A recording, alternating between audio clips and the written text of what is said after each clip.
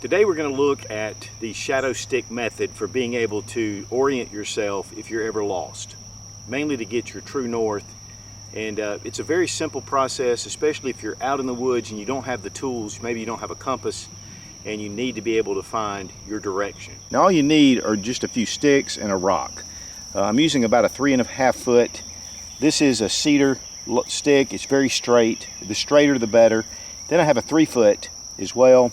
And then also I have another smaller stick to be able to get my north-south. You'll also need some small marker sticks. You could also use rocks.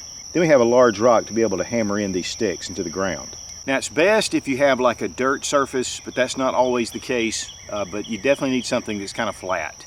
And that's what we've got right here. It's about 10 o'clock in the morning and we're getting really good sunlight, which is also important to have that direct sun. But one thing I do want to mention is according to where the sun is during the seasons, it goes in different directions. It rides lower in the wintertime, it's more direct in the summertime. So there can be up to a 30-degree difference from north to south. But the big thing this does is at least it gives you some direction to head into. Now you want to go ahead and sharpen the sticks before you use them, even the marker sticks. Go ahead and drive this stick into the ground. Now you want the stick to be good and firm in the ground because it's going to stay here about 15 minutes. You'll notice this long line right here, and this is the shadow that's being cast. We want to get to the tip of the shadow and then drive in our marker. And we have our marker right at the end of the shadow. Now we're going to give it about 15 minutes for the shadow to move.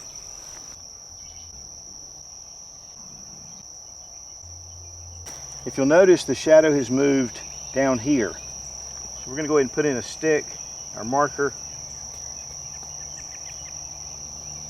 Now we've got a line, but we want to get one more, at least one more. It should be right in this area.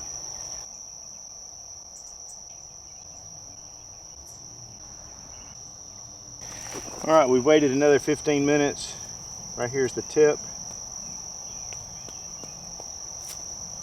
There we go. Okay, we've got a straight line right here. Now what this does is it goes from west is the first point, and we're moving to the east. As the sun goes over and heads to the west, the sun's getting ready to go up high. So west, east. Okay, let's lay a stick right here. This gives us our east-west coordinates. And then at a 90-degree angle, now we have north and south. South being this direction, north being this direction. Now I'm going to bring my phone compass. I don't know if you can see it without the reflection, but north is actually like this much of a difference. So it is slightly off, and then east and west actually comes down just a little bit as well. Now while we're not really getting true north, we are getting in the general direction. You know, here's the thing, if you know there's a freeway or a lake or whatever, either south or north or west from where you are, if you get your bearings right, then you can line this up and you can at least head in the general direction. I mean, most of us aren't necessarily going to be heading for just exactly true north or true south, but the big problem is if you're just out in the woods walking around, it's real easy to get turned around. It's real easy to backtrack and just walk in circles. And this way you can at least get a definite heading to know that you're going in one direction. So if you're ever lost in the woods, and you can get into a spot where there is sunshine, and of course this depends on having some decent sunshine. It depends again on what time of year it is. But guys, I'll tell you, this is a great way to be able just to kind of lock down a direction that you're going in. Guys, if you're serious about prepping and survival, check out Survival Dispatch Insider.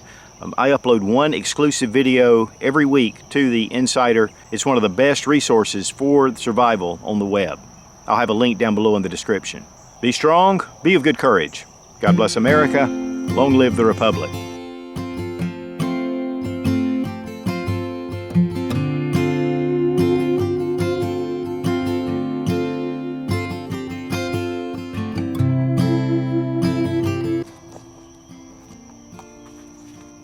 You know, I had a good friend of mine that was playing paintball one time, and in the middle of the thing his goggles got messed up with paint, and he lifted them up to clean them, and somebody shot him in the eye, and it